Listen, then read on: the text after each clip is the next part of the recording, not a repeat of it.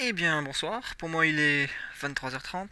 Cette vidéo est une réponse directe à la vidéo qui a été postée hier soir je pense au moment où vous voyez cette vidéo sur YouTube par Source. D'accord, donc Source, un bon joueur français avec un des meilleurs élos qui a notamment l'habitude de beaucoup jouer contre des bots et qui a sorti un guide de la compo BB et de la façon dont lui la joue. Euh, j'ai trouvé ça intéressant dans le fait que je suis très surpris que de la façon dont il la joue, ça fonctionne et ça gagne. Honnêtement, hein, on va employer les termes, j'ai été abasourdi de voir qu'avec la quantité de sous-optimisation proposée en début de partie, ça pouvait quand même fonctionner. J'aurais vraiment pas du tout fait comme lui. Et donc, ce qu'on va faire, c'est improvisé, hein. Je n'ai absolument jamais joué contre les bots de ce niveau, je ne les connais pas. C'est qu'on va faire exactement comme lui, ajouter des bots hard, donc vous le voyez ici, 1100, 1400, appliquer une stratégie similaire à la sienne, mais dans le but tout de même de porter les améliorations et les critiques que j'aurais bien aimé porter tout de suite chez lui dans ses commentaires, mais à ce moment-là, bon, il était sur YouTube Kids, du coup les commentaires étaient désactivés, ce qui est assez comique. Donc on va ajouter les bots, donc on a Ampharos, lui je suis peut-être... Oh là là, oula ils sont faibles. Alors lui il est trop nul, on va mettre notre plus fort, voilà lui il est mieux. 1110, oula lui il a aussi l'air d'être un peu puant. 1150, c'est toujours pas assez, on peut avoir mieux là. 1100, je crois qu'on n'aura pas beaucoup mieux. Larvitar, il y a beaucoup de bots vers 1100, il y en a pas beaucoup dessus j'ai l'impression. Ah voilà, 1300. Il y a Lolan Muck, on va l'enlever aussi lui, on va essayer d'avoir un peu plus. Donc, vous le notez, je ne suis pas sur mon compte habituel, d'accord. Je ne suis pas sur Jean-Michel Trou, tout simplement parce que j'ai râlé sur le gain d'élo contre les bots. Donc, il est hors de question que j'aille commencer à essayer de gagner de l'élo contre des bots sur mon compte principal. Je vais laisser le gain d'élo activé par pure curiosité. De toute façon, je ne joue jamais sur ce compte, hein, vous le voyez, j'ai 5 points d'élo. Donc, ça, c'est une game que j'ai fait avec. En fait, j'ai créé ce compte pour mon petit cousin enfin, mon cousin normal, juste il est petit, pour qu'il puisse tester le jeu en essayant de le guider. Je voulais pas risquer mon main. Et du coup, ces 5 points, c'est donc lui qui les a gagnés, c'est même pas moi.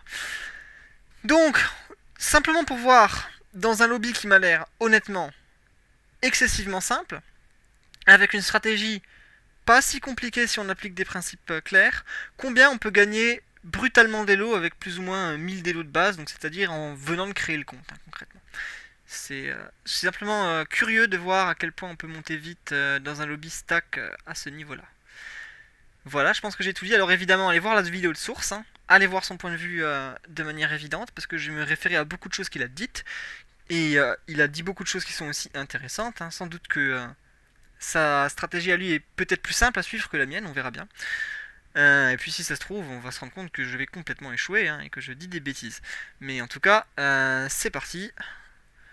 On va démarrer, affronter un petit peu un autre player. Oh oui, évidemment, alors ça. Voilà, on va voir un petit peu ce que ça donne. Donc en théorie, on devrait avoir peur du Latios. Alors j'ai du mal à imaginer comment, j'ai mis que c'est du Dragon Psy. Bon, après, si l'Elo est monté jusqu'à 1390, c'est que ça doit pas être déconnant. Techniquement, Latios a un meilleur Elo que mon main, hein. Mon main, par contre, dépasse tous les autres bots ici. On est à 1362, je crois, ou 63. Donc même le Stené, là... Ok, donc on veut des bébés. Oh là, silence toi. Et donc je l'ai vu faire des rolls au niveau 1 pour essayer de toucher des bébés. Alors là déjà j'ai fait n'importe quoi, on doit acheter des trucs pour essayer de maximiser ses chances. Et on n'a pas touché ce qu'on voulait, donc je vais encore période de roll de plus. Hop, ici j'en ai deux. Et là donc je ne peux tout simplement plus roll. C'est partir de là. Donc les bots vont naturellement partir récupérer tout ce qu'ils peuvent récupérer.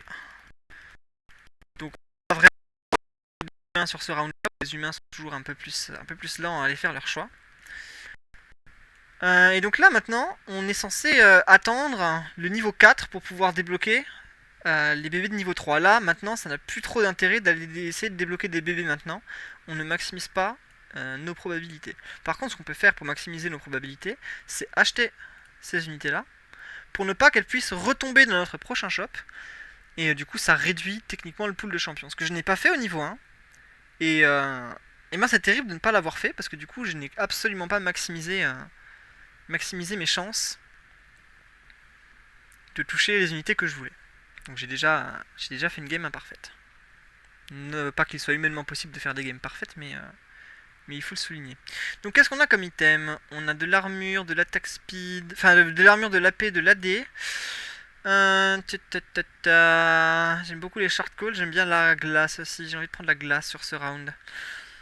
Aucun intérêt de renforcer sa compo. Là tout de suite on a 2 bébés, une 3 unités de niveau 1, donc ce qui va nous intéresser c'est d'avoir 10 gold pour le prochain round. Enfin, je vous rappelle, on a dit on va roll au niveau tout simplement 5 il me semble, j'ai dû dire 5. On essaiera un peu au niveau 4 d'avoir un troisième bébé, on fera nos rôles principaux jusqu'au niveau 5, et donc on va en fait garder notre argent pour ce niveau 5 tout simplement. Histoire d'avoir le maximum de rôles possible au niveau qui nous intéresse, comme ça on gagnera on gardera un peu de monnaie à la fin et on gaspillera beaucoup moins d'argent au final. Alors, qu'est-ce qu'on a ici? Des critiques. Critique glace, j'aime beaucoup.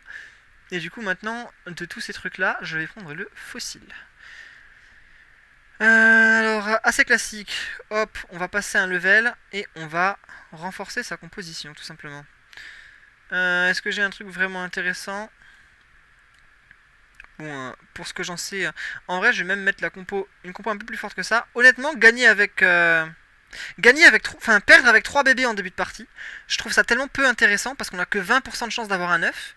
Et du coup, en fait, perdre, ça nous fait perdre du pool de HP qui pourrait nous être précieux en mid-game. Donc j'ai plus envie de maximiser mes chances de gagner.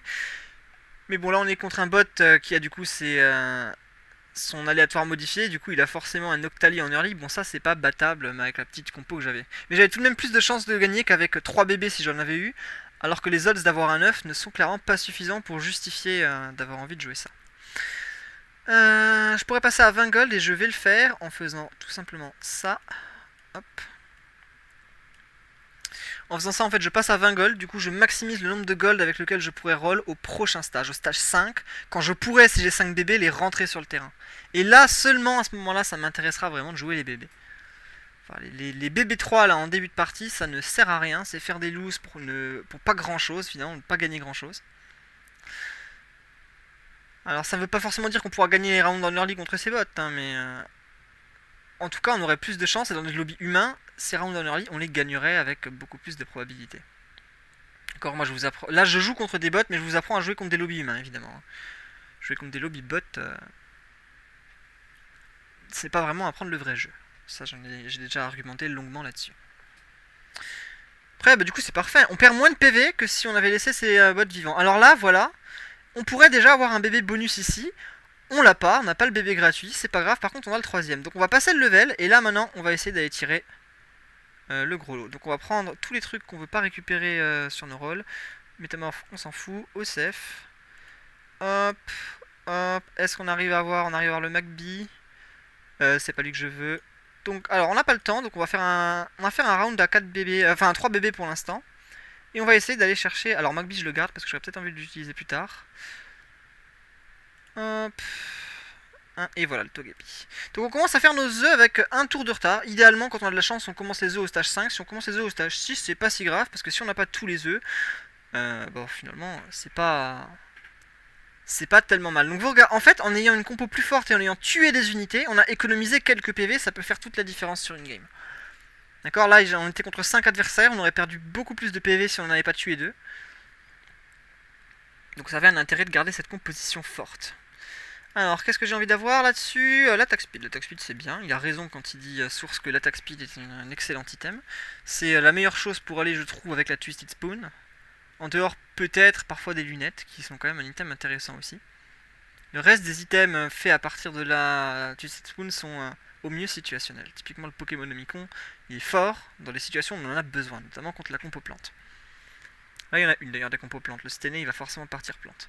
Bon, donc maintenant qu'on a les 5 bébés, on va les poser. Et c'est là maintenant qu'on va commencer à stacker des œufs. Donc ce qu'il disait en mettant les cacs derrière est très vrai. Je vais aller un peu plus loin. Je vais mettre Togepi tout seul devant. J'ai envie qu'il se fasse focus. J'ai envie qu'il meure vite et qu'il ait pas le temps de heal. En fait, je dis ça, mais j'ai tout doudou qui va remplacer Togepi. Et du coup, c'est Melo qui doit pas avoir le temps de risquer de nous casser un spell de Groudon. Voilà. Alors, ces trucs là, on va évidemment du coup les vendre. Je crois que je l'ai même pas fait au tour précédent. Et on va vendre lui aussi, comme ça on reste à 20 gold. Si je l'ai pas fait au tour précédent et que vous l'avez vu, c'est une erreur. Par contre, j'ai joué 2 fois contre le Grayena. Ah, j'ai mis 2 bots Grayena. Intéressant. Je savais même pas que c'était possible. Je pensais que quand on avait Ah ouais, je pensais que quand on avait posé un bot, on pouvait pas jouer contre, mais il y a deux bots Grayena, avec à peu près la même strat.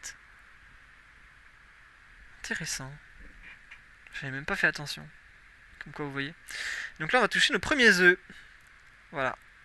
Donc les œufs qui grandissent tout seuls, qui sont très forts, mais qui grandissent plus lentement. Donc on peut moins se permettre de descendre en PV qu'avant, parce qu'on atteindra notre power spike où on pourra se défendre plus tard.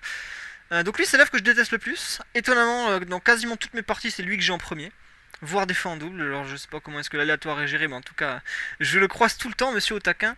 C'est le pire de tous. Son spell il annule les brûlures, donc c'est extrêmement spécifique, il fait pas si mal que ça. En plus de ça, il a pas de range, donc c'est peut-être l'œuf qui a pas de range. Otaka, il me semble qu'il a de la range d'ailleurs, hein. Ça c'est des stats qui sont un peu menteuses. Nul Otaka quoi. Alors ça m'intéresse parce que je vois jamais cette unité jouer. Elle a combien de PV? 120. Ouais, donc comme tous les unités qui n'évoluent qu'une fois, leur évolution de niveau 1 et leur évolution unique du coup est plus forte que typiquement un Pidgeotto. Enfin je dis ça, il a peut-être que je me plante. Peut-être que je me plante en vrai, j'ai l'impression que leurs statistiques sont pas si éloignées. 9 d'attaque, 9 d'attaque. Ah, peut-être que je me plante quand je dis ça. Peut-être que je vous dis une bêtise. Je ne sais pas. Bon, en tout cas, on lose. C'est normal, c'est le but. Et on va lose encore au moins un round. Là, le stage 8, on n'a pas envie de gagner. Qu'est-ce qu'on a touché? On a touché du feu combat. Parfait. J'ai bien fait de garder les unités feu et d'avoir de quoi encore faire une pierre feu plus tard au cas où. Bon, de toute façon, on est contre des bots, donc rendre disponible quoi que ce soit ne change rien. Je vais rendre disponible Sneasel, parce qu'il y a beaucoup d'œufs qui sont de type ténèbres, et donc j'aurais peut-être envie de jouer des ténèbres. Bon, tout simplement. C'est le raisonnement derrière ce choix. Je pourrais le vendre direct, mais j'ai pas d'intérêt à le vendre, je passerai à 46 gold, ça ne change rien. Donc on va le garder au cas où, des fois qu'on aurait envie de le rentrer au prochain tour. Donc là, on va passer par une phase de mid-game où on va vraiment ne pas être très très fort. Donc vous voyez, tout à l'heure j'essayais de minimiser les dégâts que je prends. Là maintenant j'essaye vraiment pas de faire ça, parce que si ça se trouve, je fais ça et dans un lobby humain avec des gens qui sont faibles, je gagne. Donc là mon but c'est pas de minimiser les pertes, mon but c'est de ne surtout pas avoir le moindre chance de gagner, une fois que j'ai mes 5 bébés, d'accord? Et c'est quoi notre troisième œuf du coup? Ténèbres. Alors, on va laisser cette compo pour le Léviator. Parce que, alors, figurez-vous que, alors je ne sais pas comment j'ai fait ce jour-là, mais j'ai déjà réussi à perdre avec les bébés contre le Léviator. Et figurez-vous qu'on reçoit quand même l'item et qu'on gagne à 9. Sans perdre beaucoup d'HP. Donc, ce serait le feu de perdre contre ce Léviator, mais j'ai réussi qu'une fois et j'ai jamais réussi à le reproduire. Je pense que c'était vraiment un aléatoire extrêmement favorable en soi, mais du coup défavorable techniquement. Je ne sais pas comment j'avais produit ce miracle. Je n'en ai pas de souvenir. Et j'ai l'impression, regardez, waouh, on va peut-être l'accomplir en vidéo. Ah non, je crois pas, je crois que je suis quand même trop... Oh, quoique, attendez. Non. Ah, dommage. On était presque. Ok, Pyrax. Pyrax, direct. Et on va swap. Vous savez quoi? On a les ressources pour swap. On a des œufs qui me conviennent. Pouf, pouf. Alors, je vous rappelle, sur cette chaîne, on est au TP feu. Donc, hop. Et c'est quoi le plus fort sur ce round? C'est lui ou c'est lui? C'est lui, je pense. En vrai, on va même passer le level. Comme ça, lui, il rentre aussi. On va même passer le level, lui, il rentre. En vrai, j'ai pas d'intérêt à avoir un 5ème Pokémon feu. Déjà, lui, je sais pas ce qu'il fout ici. Ah, il donne humain. Hop, voilà. Donc là, hop, tchac. J'ai un meilleur porteur. Je crois pas que j'ai un meilleur porteur. Ça va rentrer. Razorfang. J'hésite encore. Vous savez quoi? J'hésite encore. Wide Lens. J'ai pas envie de jouer Wide Lens sur lui, j'aime bien qu'il soit devant, il est combat. Donc j'ai pas besoin de Wide Lens sur cette game, donc ça va être une Pokédoll.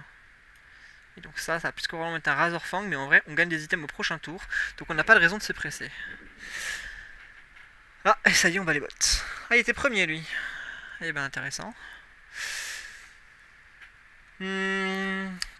Pouf. Charbon ce serait le feu, il y en a pas. Est-ce qu'il y a une compo eau? Il n'y a pas de compo eau. Je vais prendre l'attaque speed de nouveau. J'aime bien le double attack speed. Ça nous fait un spike early. En fait, on a de l'attaque speed tout de suite. On n'a pas besoin d'attendre de stack les attaques pour stacker de l'attaque speed. On a de l'attaque speed direct. Et du coup, en fait, vu qu'on joue feu, et ben on stack le bonus feu plus vite. Et comme c'est le bonus feu et pas le bonus d'attaque speed qui nous donne des dégâts dans la compo feu, ça a plus de valeur, je trouve, de faire double attaque speed pour gagner directement 50% d'AS dans une compo typiquement comme celle-là. Alors, on va passer le level et descendre en dessous de 50 gold. C'est un concept que j'ai déjà expliqué à de multiples reprises, mais je vais le refaire. Je perds un gold d'économie, mais si ce nouveau Pokémon en fait fait la différence entre gagner et perdre le round, le gold que je gagne en ayant gagné le round compense le gold que j'ai perdu en ayant sacrifié mon économie. D'accord? Et donc je préfère maximiser mes chances de gagner plutôt que de prendre le risque de perdre, tout simplement. Tout simplement.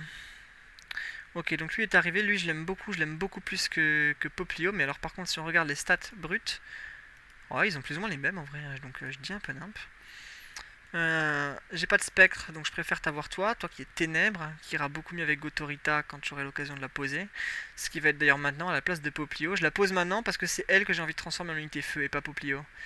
Du coup, techniquement, elle proc le bonus feu, et donc même si Poplio va évoluer plus vite, elle sera plus forte à cause du bonus feu. De toute façon, on aura les golds pour la poser bien assez tôt, hein. Vous ne vous en faites pas pour ça.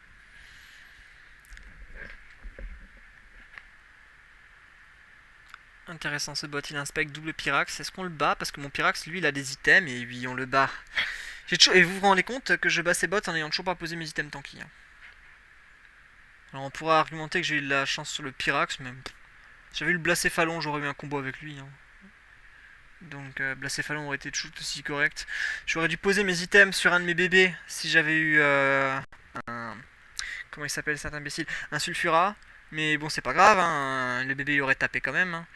Bon, du coup, c'est lui qui sera fort en mid-game, hein. C'est lui qui va évoluer. Donc c'est sur lui qu'on va investir nos items. Voilà, tout simplement.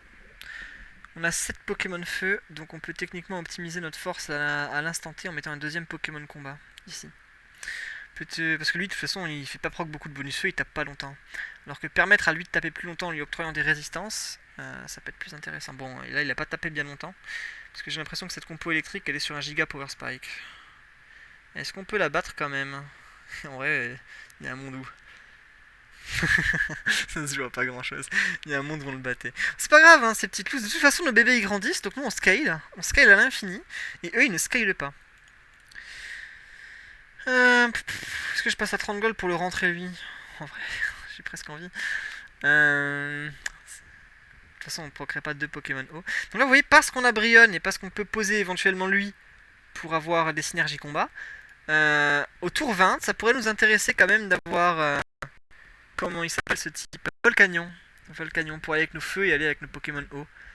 Voilà, je serais bien tenté de le laisser lui si je peux avoir un Volcanion. Évidemment, hein, ça aurait été une belle erreur d'all-in maintenant, puisqu'on a enfin, de dépenser ses 20 gold pour acheter un 8ème Pokémon. J'ai dit que j'avais presque envie, mais en fait on était au stage 14, donc ça aurait été une belle bêtise de le faire. Pouf pouf. Là par contre maintenant j'ai envie de le faire.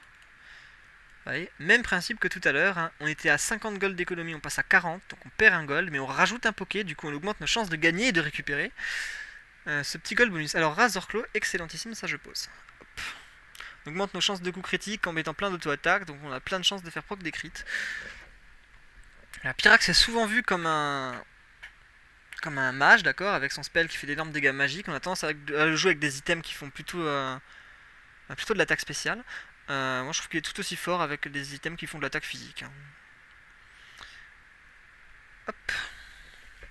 Et vous voyez, si vous regardez Source au même stade que moi dans la partie, il a moins de gold, moins de PV et une compo moins forte, tout simplement. Ma compo à ce stade de la partie écrase celle que Source avait au même stade de la partie. Et vous notez que je n'ai pas fait spécialement d'effort pour en arriver là, hein. Alors on va faire une bêtise, on va prendre le fossile. Pourquoi c'est une bêtise? Parce qu'on n'est pas du tout assuré d'avoir un item qui nous intéresse aussi tard dans la partie pour aller avec ce fossile, d'accord? On n'a aucune indication qu'au tour 20 on aura un item qui pourra aller avec ce fossile, et donc potentiellement on sera plus faible. Parce que là, la prochaine fois qu'on choisira un item, finalement ce sera au tour 22. Donc ça peut être loin et on peut délayer ce power spike. Mais est-ce qu'on a besoin de faire grandir notre compo avec les items, sachant qu'elle grandit déjà avec nos Pokémon qui évoluent? Certains diront que oui, moi je pense que non. Je pense que parier sur le fait qu'on pourra peut-être avoir un troisième Pokémon Ténèbres ou un huitième Pokémon Feu pour jouer le very late game, ça peut être un détail plus intéressant à jouer que de Spike avec un item là maintenant. Donc j'en profite maintenant et je le répéterai à la fin de la partie pour les gens qui auront écouté juste la conclusion. Sait-on jamais qu'il y en ait. Un des gros défauts de la compo de source est que, comme il le dit, sa compo c'est top 1 ou top 8. Ça c'est la pire des choses. Parce que top 1, une fois qu'on arrive à haut elo, ça nous rapporte pas grand chose, alors que top 8 ça nous fait perdre beaucoup. Donc notre but c'est de pas faire top 1 ou top 8, notre but c'est de faire un max de top 1, et surtout toujours au minimum top 4. D'accord. Une compo qui nous fait faire des top 8, c'est une compo qu'on ne veut pas jouer parce qu'elle pue, elle nous permet pas de rester à haut elo. C'est pas assez constant. Voilà l'idée derrière cette réflexion. Donc lui c'est le bot fort. Pour l'instant on le passe pas, je suis à peu près sûr qu'en late game on le passe. Voilà, une fois que donc ce truc là n'a pas encore évolué. Lui ça y est, DB est devenu grand. Alors vu que j'ai perdu pas mal de PV, je serais peut-être obligé de passer le niveau 9 aussitôt que je le pourrais. On verra bien. Mais je pense qu'en dehors du Latios, il n'y a personne qui nous bat là à ce stade. Alors, une compo plante, les compos plantes ne me font pas peur un seul instant. C'est vraiment pas de dégâts ce truc. Ah, c'est tout nul. Hein. Waouh. Oh la grosse compo plante. Oh punaise, dur. Hein. Au secours, à l'aide. Waouh. Qu'est-ce que c'est méta les plantes. Tout le monde dit que les plantes c'est méta. Qu'est-ce qu'elle est nulle cette compo. Qu'est-ce qu'elle pue. C'est pas une compo à top 1. Alors effectivement ça fait top 4. Hein, mais je pense que c'est une compo qui va complètement take over les lobbies à low elo. Mais ça scale tellement mal. Il y a 1300. C'est un des plus hauts elo de la partie ce Stené. Et il va finir dernier. Regardez-moi ça. Qu'est-ce que c'est nul. Je pense, hein, je vais dire les termes, que la compo plante c'est la compo la plus surcotée du jeu à l'heure actuelle. Je pèse mes mots, hein, complètement surcoté. Ne jouez pas ça, c'est une catastrophe cette compo. Ça va vous faire monter, hein, ça va vous faire monter jusqu'à facilement 1200 elo, mais je vois des compos plantes, je sais déjà, ils vont m'embêter en mid-game. En mid-game ils vont me battre parce que le strongboard plante pendant un long moment de la partie est difficile à battre, mais alors en late game c'est vraiment un truc qui fait plus peur du tout. Nidoqueen. Il a beaucoup dominé en early. 2 évolutions, c'est... J'ai jamais vu de Nymphali, je pense que l'unité est assez... visiblement assez sous-optimale. Hein. Après, on a juste besoin de 1 évoli et d'une pierre pour avoir une unité qui a beaucoup de stacks. Donc c'est beaucoup de qui a beaucoup de stats, pardon. Donc c'est beaucoup de stats qui nous coûtent que 2 gold. Donc c'est vraiment une unité pas chère. Et ça, c'est un bon point pour toutes les évolutions. Hein. C'est des unités qui ont beaucoup de stats, des power spikes très early et qui coûtent pas cher. Mais en dehors de Voltali qui donne qui donne Electric Field dans la compo spécifiquement Elec Field, garder des évolutions en late game, je trouve ça... En fait, c'est des unités qui scale mal. Très bon power spike de mid game, mais ça scale vraiment excessivement mal. Donc les items de Pyrax, ça aurait pu être plus ou moins n'importe quel item offensif. D'accord, j'ai ce combo de 3 items, mais c'est pas un combo dont vous avez besoin à chaque fois. Hein. Il aurait eu... Alors, qu'est-ce qu'on prend là? On va terminer de choisir un truc avant de continuer à parler. Qu'est-ce qui me parle le plus? J'ai l'impression que c'est Itran. Itran me parle, là j'aime beaucoup. Pouf pouf pouf. Et en vrai on va passer le niveau et le rentrer. Hop, et du coup maintenant on a envie de rentrer 8 Pokémon Feu. Donc la synergie double combat toi tu vas être un mid shield, tu le fais de façon qu'à peu près 0 dégâts, tu m'apportes human, j'ai pas besoin de toi en plus. D'ailleurs il va être changé lui. Je vais l'enlever de la compo parce que j'ai déjà 2 autres humains. Donc en fait j'en ai pas besoin et l'unité est faible. Donc il me faut un meilleur Pokémon Feu. Est-ce qu'on a disponible dans cette partie? J'ai pas l'impression. Bon en fait ouais on va peut-être le garder. On va peut-être le garder parce qu'il n'y a rien de mieux de disponible. On pourrait dire Chamallow est mieux, mais Chamallow il a le même spell que Itran. Donc Chamallow et Itran ça fait doublon. Nous le fait que j'aurais peut-être dû prendre Victini et pas Itran. Ça m'aurait permis en fait de prendre le Chamallow. Du détail. Moonstone je m'en fous, j'ai pas envie de faire ce truc. Donc maintenant si on est capable de trouver un truc qui nous permet de faire une pierre feu ou une pierre nuit, ça aurait été intéressant de prendre cette Fossil Stone. Si on peut pas, ça aura pas été intéressant, ça aurait été une erreur. Il y a des lunettes noires, mais j'ai l'impression que le Graina va y aller. Ouais, il va y aller, parce que son algorithme de bot lui dit d'aller le chercher. Du coup, qu'est-ce que je veux? Un item tanky. Allez hop, on va faire un casque brut. Donc ça aurait été une erreur d'aller chercher ce truc. Enfin, dire ça, c'est result oriented. Je pense que le fait de tenter sa chance, s'il doit y avoir une erreur, c'est de tenter la chance, c'est pas de ne pas avoir de chance a posteriori. J'aime bien cette compo, hein. J'ai rien envie de changer. On a gardé nos 3 œufs. Je ne vends jamais mes œufs. Le fait qu'ils évoluent tout seuls, ça a trop de value. Donc là, maintenant, notre but, on n'a pas besoin de roll pour ces 3-là. Donc pour améliorer la compo, on va aller améliorer Undur. Hein. On va aller améliorer Undur, tout simplement. On va essayer d'avoir méga Undum, hein, si c'est possible.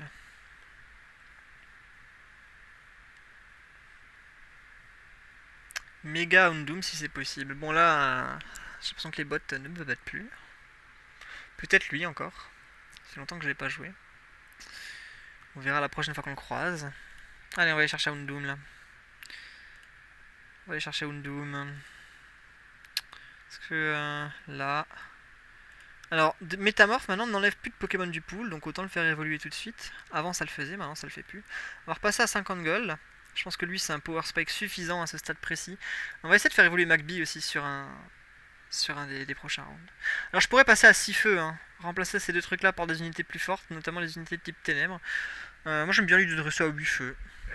Je pense que ce n'est peut-être pas opti. Je suis complètement biaisé de toute façon, vous avez vu, hein, je fais que du feu tout le temps, donc... Enfin, il y aurait des trucs à rechercher sur à ce niveau-là. Est-ce qu'il m'a battu? Il m'a pas affronté, donc on n'a pas moyen de le savoir. On le saura la prochaine fois qu'on le croise. Allez hop, allons chercher. Allons chercher ces Undur. Hop. McBee. Donc il me reste 16 gold à revendre. J'en suis à moins 12. Donc là, si j'achète une unité de niveau 4, ça me coûterait des gold de la prendre sur mon bench. Enfin, techniquement, je pourrais vendre ces trucs-là. Mais du coup, je préférerais roll au prochain tour. Je sais pas si vous avez... Mettez ma phrase en replay si jamais j'ai pas été clair, ce qui est très possible. Les strong, ça compte pas lui. Hein. Je le gagnerai pas, peut-être pas aussi facilement que je le pensais. Ouais, il va falloir que je trouve le méga Undur. Ou que je me déplace. Ou qu'en fait, juste je remplace lui par... parce qu'il y a des meilleurs stats. Hop. Je suis moins fort que ce à quoi je me serais attendu. Je me serais attendu à ce que ça gagne plus, ça. Je pense que lui, il a plus de value. Faire un peu plus. Mais oui, de toute façon, tu me rapportes qu'une synergie, donc on va tanker. Et en fait, lui, je vais l'avancer, et lui, je vais... attendez, donc ça, non, ça c'était plutôt utile avant. Lui, il fait quoi? Ah non, il tape tous les ennemis. Ok, donc mon positionnement ne changera pas grand-chose à ce truc-là. Donc on va juste roll. On va juste roll et voir ce qu'on touche. Electek, je m'en fous. Le jeu veut vraiment me donner Electek. Hein. Le jeu veut vraiment me donner Electek. Hein. Bon, je pense que c'est assez rare. En vrai, d'habitude, je les touche, ces pokés. Là, j'ai l'impression que les Undur ne veulent pas tomber. Ma RNG serait-elle bizarre. Lui, il survit toujours plus longtemps. Donc j'ai envie de mettre Pyrax à sa place. Parce que ça veut dire que ce spot a l'air d'être plus protégé. Du coup, le fait d'y mettre Pyrax, qui est mon vrai damage dealer, et de faire potentiellement survivre plus longtemps, ça va peut-être me faire gagner ces rounds. Et j'ai l'impression que ça va être le cas. Ah non, pas. Non, on va quand même perdre. Sympa ce bot. Qu'est-ce qu'on veut? Terrestre. Terrestre peut-être. On va commencer à roll tout de suite. De toute façon, sinon on n'aura pas le temps. Allez. Undur. Hop. Hop. Hop. Poser nos restes.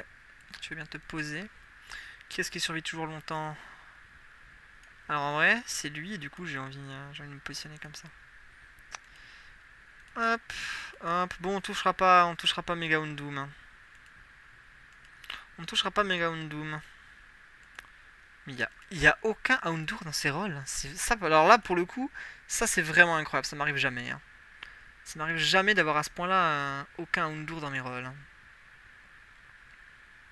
Lui, c'est quoi le principe de sa compo? C'est des Pokémon Vol qui survivent longtemps et un essaim d'insectes là. Attendez, on va le battre. Peut-être pas, peut-être que oui, peut-être que non. Non, on va pas le battre. Dommage. Dommage. Pas de bol sur ses rolls, on n'a pas pu toucher. J'aurais peut-être dû chercher un Camerupt plus tôt. J'aurais sans doute dû plutôt jouer 3 ténèbres, seulement 6 feux. Et avec un meilleur œuf que lui, on aurait peut-être pu. Parce que ouais, ce truc là, vous voyez, hein, c'est une unité niveau 3, 138 points de dégâts, c'est pitoyable. Vraiment. Alors je dis pas qu'il faut buff les Pokémon sortir des œufs parce que les œufs sont une synergie absurde. Mais bon, quand vous avez pris Marina. Alors il y a des gens qui l'aiment bien parce que je pense qu'ils aiment bien le Pokémon. Pour ce qu'il est et pas pour ce qu'il fait dans le jeu. Parce que ce qu'il fait dans le jeu, vraiment. Vraiment, c'est inférieur à tous les autres œufs. Je vais pas dire nul, je vais dire inférieur à tous les autres œufs. Donc, bon, top 2 assez facile. Combien ça nous fait de points? 21. Et B. Alors que j'ai fait aucun effort. J'ai parlé, j'étais pas spécialement concentré. J'ai posé les 3 œufs que j'avais. Comment est-ce qu'on améliorerait cette compo? Comment est-ce qu'on améliorerait cette compo Eh bien, écoutez, comme j'ai dit, hein, plutôt que de jouer 8 feux comme je l'ai fait en forçant, on enlève lui, on enlève sans doute lui, là, les deux là. On passe à 6 feux. On les remplace par... Alors j'imagine, il nous faudrait un troisième Pokémon Ténèbres. Donc j'ai envie de prendre Ambrilex et d'en faire un Infect. Et du coup, Ambrilex et Antiproche, on peut rajouter un Pokémon Roche, typiquement Onyx. Et du coup, on aurait Synergie Roche, Synergie Acier grâce à lui. Du coup, lui, il commencerait à faire des dégâts boostés, ce qui aurait pu changer la partie. Et c'était sans doute mieux qu'avoir 8 Pokémon Feu. C'était sans doute mieux. Mais bon, anyway, aucun effort. Hein. Vraiment aucun. Zéro effort fourni. Plus 21 d'élo. En seulement top 2. Hein. Je n'imagine pas si ça avait été top 1. Donc ce bot là, il a l'air fort. Donc à chaque fois que je le vois, je l'enlève, j'en mets un autre. À la place de ce top 2, je fais top 1, plus 40. C'est faire. C'est bien. Pas mal, on applaudit. Alors, peut-être que du coup, ça se trate de faire des légendaires plutôt que de partir sur une synergie est plus stable. Je ne pense pas forcément qu'elle le soit. Je ne suis pas certain qu'elle le soit. Quand j'ai affronté Source la dernière fois, il a fait exactement ce qu'il a fait là et ma compo feu sans eux l'a littéralement écrasé. D'accord. Donc voilà, si vous voulez jouer les œufs, gardez de cette vidéo les quelques minutes d'early game où je vous ai montré comment mieux jouer l'économie. Vous voyez que je suis sorti à partir de la fin de mon mid-game avec des ressources bien plus intéressantes et une compo bien plus intéressante que celle de Source. Et si après sur le late game vous voulez partir comme lui sur des légendaires, parce que typiquement ma compo feu ici ne vous a pas convaincu, n'hésitez pas. D'accord, prenez le meilleur de nos deux stratégies. En l'occurrence, je pense ne pas me fourvoyer en disant que mon early game est à peu près 3 à 4 fois meilleur que le sien, hein, si je dois mettre des chiffres qui ne veulent rien dire. Je pense qu'il fait une quantité d'erreurs considérable sur son early game et compte tenu du fait qu'il a réussi à monter à son elo en faisant autant d'erreurs en early, si Source tu m'écoutes et que tu corriges cette early en prenant en compte les petits conseils que je donne là, jusqu'où peux-tu monter sans doute plus. Intéressant quand même de voir que ce bot qui m'a battu joue la synergie Vol, qui est la pire synergie du jeu. Oui, merci Mozilla pour ta pub. Voilà, la synergie Vol réputée quand même pour être la synergie la pire du jeu. Et bah, pourtant elle arrive à faire un bot qui monte assez haut. Hein. Donc après, forcément, il a touché sans problème le Rayquaza qu'il aurait pas eu à toutes les parties. Écoute, et pourtant, la Duo, c'est sans doute en plus un des pires mythiques. Hein. En tout cas, un de ceux avec lesquels j'ai la plus mauvaise expérience. Je suis surpris. Je suis surpris par cette composition. Elle est plus intéressante que prévu. Je sais pas si, je pense qu'elle est pas assez facile à faire pour qu'on puisse se permettre de partir là-dessus. C'est une compo qui doit souvent ne pas faire des bons tops. Et du coup, pour monter en elo, je pense que jouer ce truc-là et essayer de répliquer ce que fait ce bot n'est pas intéressant. Ce qu'on peut en tirer par contre, c'est qu'effectivement un Pokémon Omicron sur des unités comme Latios ou comme Sulfura qui touche tout le board, c'est très fort. C'est les meilleures unités sur lesquelles mettre un Pokémon Omicron. Si j'avais pu faire un Pokémon Omicron et le mettre sur Sidérella ici, j'aurais dû le faire aussi. Parce que Sidérella aussi, un spell qui touche tout le monde. J'espère que ça vous a plu, que ce contenu vous a intéressé. Que ça vous donne une base sur laquelle travailler. Bien sûr, il y a suffisamment de variance dans le jeu pour que cette compo ne soit pas la solution à tout. S'il n'y avait pas beaucoup de Pokémon feu bons disponibles, si les Pokémon feu bons avaient été disponibles, sans doute qu'on aurait pu faire une encore meilleure game et peut-être jouer stop 1. Bon, ici on a atteint un plateau en top 2. Je vous dis à une prochaine sur YouTube et puis bonne chance dans vos games à tous, hein, évidemment.